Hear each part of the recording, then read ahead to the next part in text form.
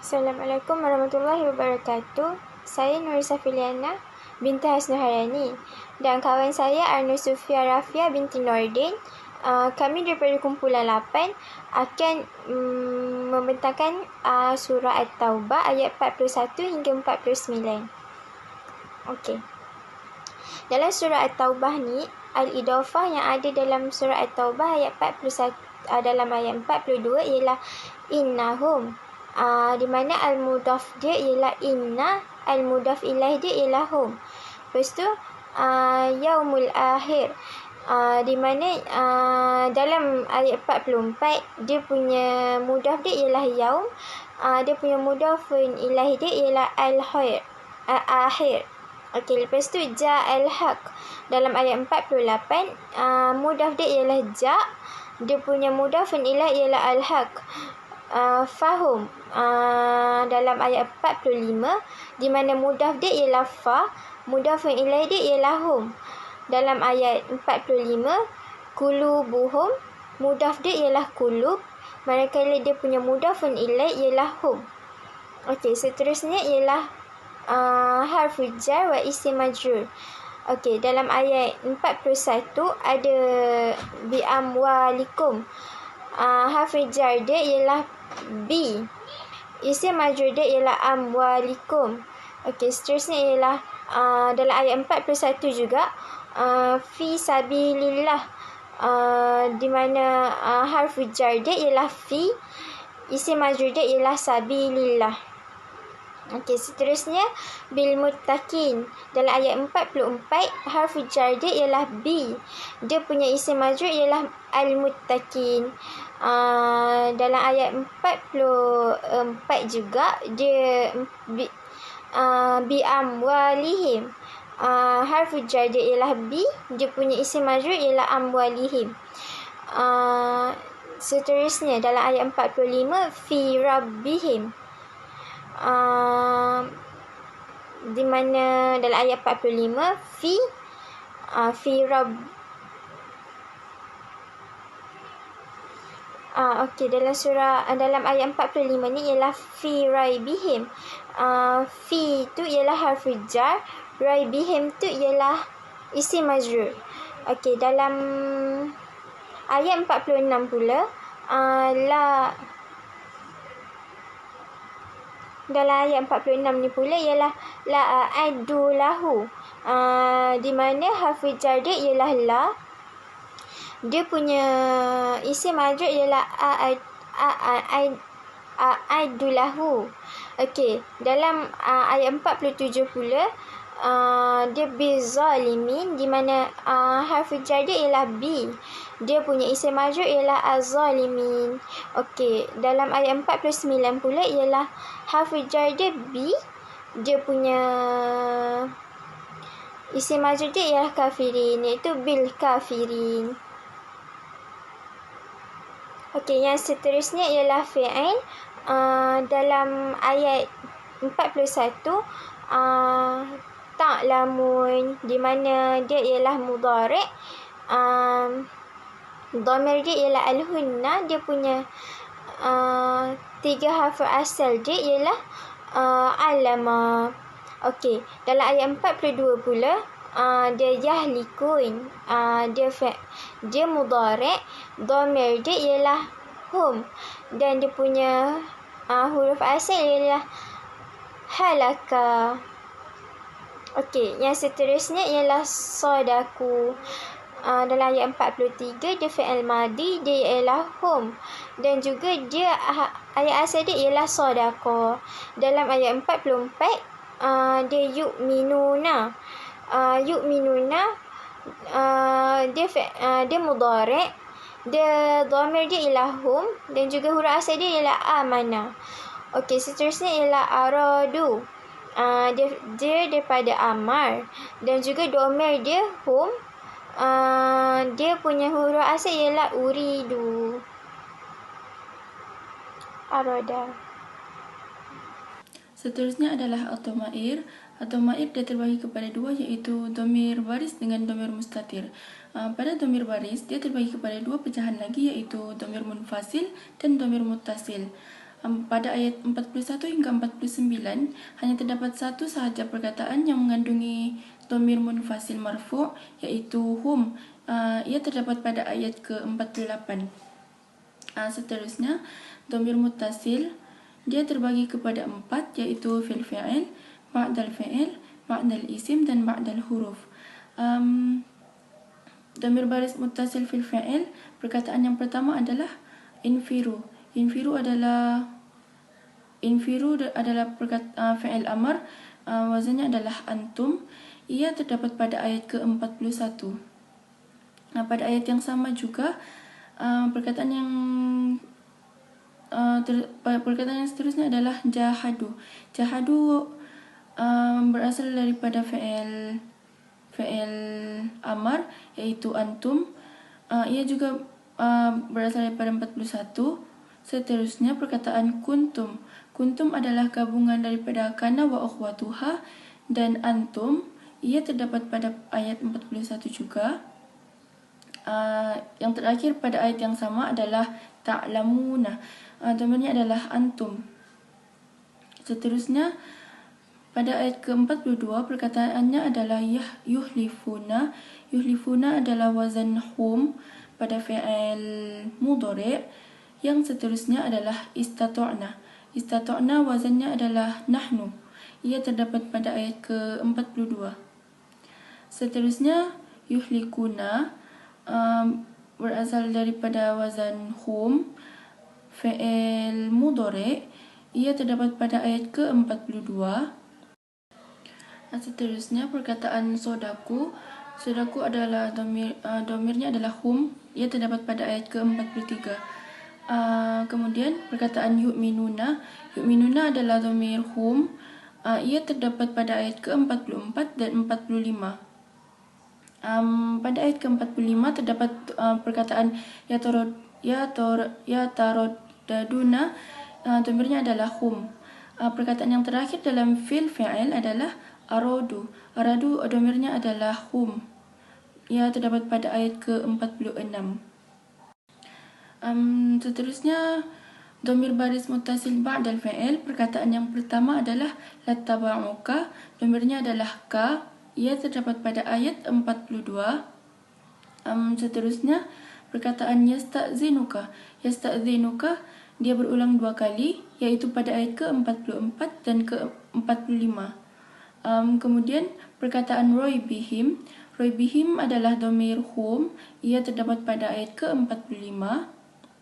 Seterusnya ba'athahum yang bermaksud dhamirnya adalah hum. Ia terdapat pada ayat ke-46. Dalam ayat yang sama juga terdapat perkataan thabbatshum. Dhamirnya adalah hum. Seterusnya perkataan zadukum. Zadukum dhamirnya adalah kum. Ia terdapat pada ayat ke-47.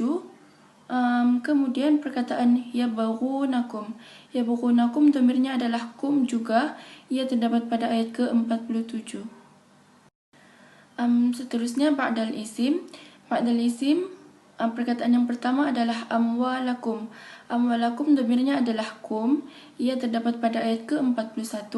Begitu juga dengan anfusikum. Perkataan yang seterusnya adalah anfusahum. Anfusahum dhamirnya adalah hum. Ia terdapat dalam ayat 42. Sama dengan anfusihim. Anfusihim juga dhamirnya adalah hum. Ia terdapat pada ayat ke-44. Dalam ayat yang sama terdapat perkataan amwalahum. Amwalahum dhamirnya adalah hum. Perkataan yang terakhir adalah qulubuhum. Qulubuhum dhamirnya adalah hum. Ia terdapat pada ayat ke-45. Seterusnya dhamir baris muttasil ba'dal fi'il, ba'dal huruf. Perkataan yang pertama adalah lakum. Lakum dia dhamirnya adalah kum, yang terdapat pada ayat ke-41. Perkataan seterusnya adalah alaihim. Alaihim dhamirnya adalah hum. Ia terdapat pada ayat 42. Begitu juga dengan perkataan ma'akum. Ma'akum dhamirnya adalah kum. Terdapat dalam ayat 42 juga. Seterusnya innahum. Innahum pada ayat ke-42 juga, domirnya adalah hum. Perkataan yang seterusnya dalam ayat yang sama adalah anka, yang domirnya adalah ka. Seterusnya perkataan lahum, dia punya domir adalah hum. Dia berulang sebanyak 2 kali dalam ayat 43 dan ayat ke-47. Seterusnya perkataan laka, domirnya adalah ka. Ia terdapat pada ayat ke-43. Begitu juga dengan perkataan lahu. Lahu domirnya adalah hu. Ia terdapat pada ayat ke-46. Kemudian perkataan fikum. Fikum domirnya adalah kum, terdapat pada ayat ke-47. Dan akhir sekali perkataan minhum. Minhum domirnya adalah hum, terdapat pada ayat ke-49. Seterusnya ad-dhamir mustatir. Dalam ayat ke-41 hingga 49 hanya terdapat 4 perkataan sahaja yang mengandungi dhamir mustatir, yaitu dhamir mustatir fi'il madi. Perkataan pertamanya adalah ja'a. Ja'a adalah fi'il madi, wazannya adalah huwa. Ia terdapat pada ayat ke-48. Dalam ayat yang sama juga terdapat fi'il madi, yaitu zoharo. Wazannya juga adalah huwa. Ia terdapat pada ayat yang sama. Seterusnya dhamir mustatil fi'il mudhari'. Perkataan yang pertama adalah ya'lamu. Ya'lamu adalah dia punya dhamir adalah huwa, terdapat pada ayat ke-42. Dan terakhir sekali adalah yakulu. Yakulu terdapat pada ayat ke-49, dhamirnya adalah huwa. Yang seterusnya adalah adawatun nafi. Adawatun nafi dalam ayat 41 hingga 49 hanya terdapat 2 sahaja, yaitu yang pertama adalah la. La dia berulang pada ayat ke-44 dan 45. Yang kedua adalah perkataan ma, yaitu dia juga berulang pada ayat ke-47 dan 49. Dalam ayat 41 hingga 49 ini tidak terdapat adawatul istifham. Okey, dalam surah At-Taubah ayat 41 hingga 49 ni, dia ialah ayat Madaniyah. Surah At-Taubah ni ayat Madaniyah. Pengajaran daripada ayat yang saya dapat 41 hingga 49 ialah kita mestilah sentiasa ikhlas dalam berjihad ke jalan Allah supaya diredai dan juga dikasihi oleh Allah. Okey, yang seterusnya, cerita yang dapat daripada ayat ni ialah cerita macam pada ayat ini Allah memurkai orang munafik yang tidak ingin pergi berperang. Mereka meminta supaya Nabi mengizinkan mereka untuk tidak turut berperang dengan sebab tak ada apa-apa keuzuran. Ini kerana mereka ialah orang-orang yang tidak beriman. Mereka tak percaya kepada Allah dan juga kekuasaannya, tidak percaya pada hari akhirat, dan nanti mereka akan menerima pembalasan dari amalan yang mereka lakukan di dunia. Okey,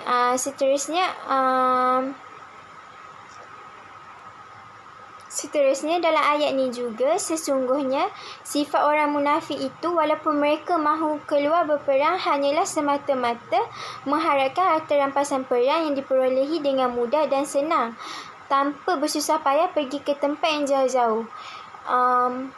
Kalau dapat dengan cara demikian, maka ketika itu barulah mereka mahu menyediakan persiapan untuk berperang. Tetapi Allah tidak menyukai sifat-sifat orang munafik yang seperti ini.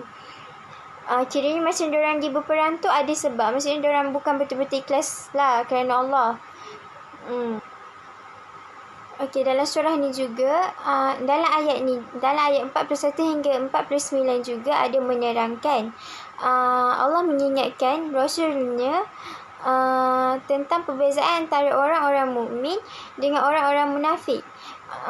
Bukanlah menjadi adat kebiasaan bagi orang-orang mukmin yang percaya kepada Allah dan hari kemudian untuk meminta kebenaran untuk tinggal di rumah dan tidak ikut berperang.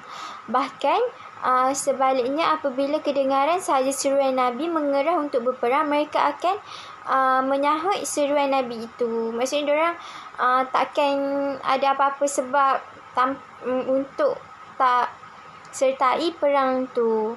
Dan Allah mengetahui orang-orang yang takwa, iaitu orang-orang yang menjauhi segala perkara yang boleh mendatangkan kemurkaan Allah. Sebaliknya, bersegera untuk mematuhi perintah memerangi musuh-musuh Allah. Okey, dalam ayat ni banyak menerangkan pasal perang lah, berperang. Orang yang tak nak pergi berperang, iaitu orang-orang munafik, orang yang takut, yang tak ada keberanian untuk sertai peperangan tu. Oleh itu, di sini kita sebagai umat Islam tahu dapat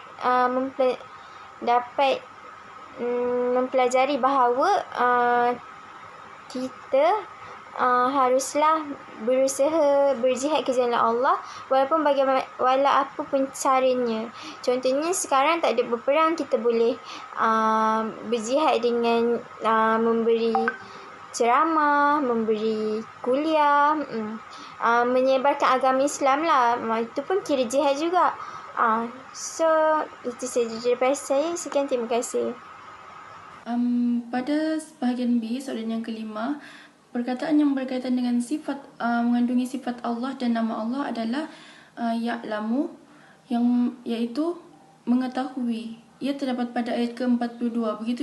Begitu juga dengan alimun. Alimun ia terdapat pada ayat ke-44 dengan 47. Kedua-dua perkataan ini, perkataan asalnya adalah alimun yang bermaksud mengetahui. Allah itu Maha mengetahui. Seterusnya, nama syurga dan nama neraka. Terdapat satu perkataan yang mengandungi nama neraka, iaitu pada ayat ke-47. Perkataannya adalah Jahannam. Jahannam adalah nama neraka. Seterusnya, nama atau gelaran yang soleh atau baik yang terdapat dalam ayat yang tersebut adalah yu'minuna. Yu'minuna adalah orang-orang mukmin, orang-orang yang beriman. Ia terdapat pada ayat ke-44.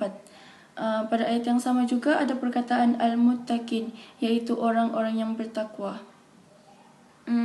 Seterusnya, nama atau gelaran yang jahat.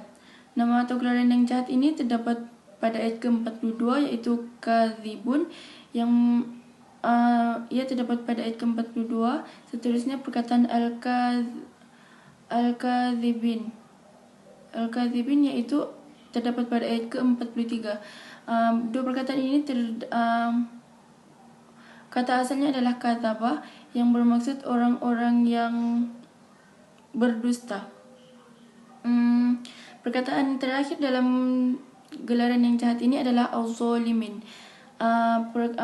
Ia terdapat pada ayat ke-47. Seterusnya, azab Allah yang disebut dalam ayat yang terdapat dalam ayat tersebut adalah Jahannamul muhitatu bil kafirin, iaitu neraka Jahannam itu azab neraka Jahannam itu adalah untuk orang-orang kafir. Ia terdapat pada ayat ke-49. Seterusnya, berkaitan dengan suruhan Allah. Ia terdapat pada ayat ke-41, yaitu jahadu bi amwalikum wa anfusakum fi sabilillah. Berjihadlah kamu di jalan Allah, berjihadlah kamu dengan harta kamu dan diri kamu di jalan Allah. Ia terdapat pada ayat ke-41. Itu sahaja dari kami. Sekian, terima kasih.